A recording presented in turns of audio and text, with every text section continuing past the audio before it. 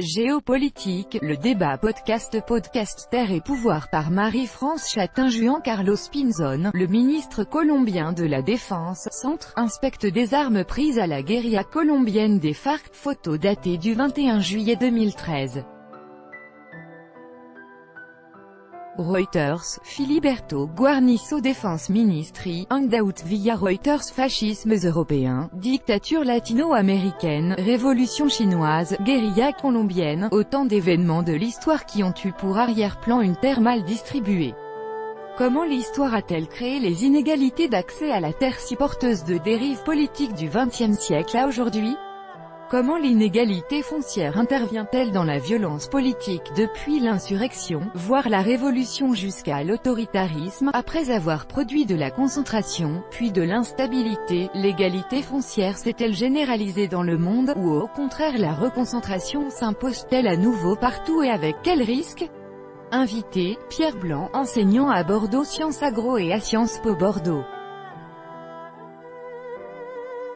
Chercheur au laboratoire Les Afriques dans le monde, et rédacteur en chef de la revue Confluence Méditerranée, Terre, Pouvoir et Conflit, une agro-histoire du monde, édition presse de Sciences Po. Sur le même sujet géopolitique, le débat Le pouvoir selon Vladimir Poutine. En savoir plus. Chronique des droits de l'homme. Colombie, les assassinats ciblés se multiplient. En savoir plus. Géopolitique, le débat. Colombie, présidentielle déterminante pour l'avenir du processus de paix. En savoir plus. Aujourd'hui l'économie. Pourquoi Donald Trump n'a pas encore gagné la guerre contre la Chine. En savoir plus. Prochaine émission diffusion, dimanche 5 août 2018. Géopolitique des musées. Les nombreux projets de musées conçus par les plus grands architectes à travers l'Asie, le Moyen-Orient, et désormais l'Afrique, sont autant d'éléments nouveaux apparus dans le paysage culturel. Archive 1, 2, 3.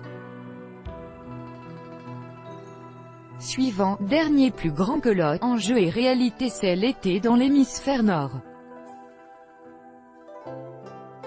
Des forêts qui brûlent en Suède, c'est dire l'état de sécheresse. Quelle place pour l'Union européenne dans les nouveaux jeux de puissance?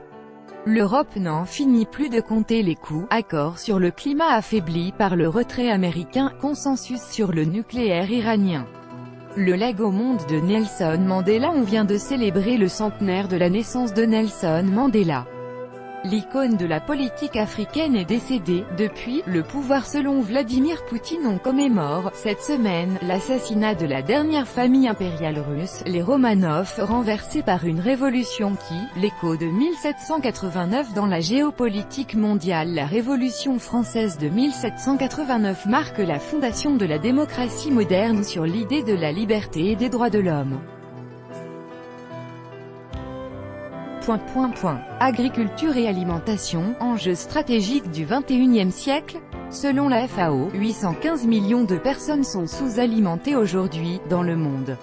Autant dire que les défis sont immenses dans un contexte où 1, 2, 3. Suivant, dernier plus grand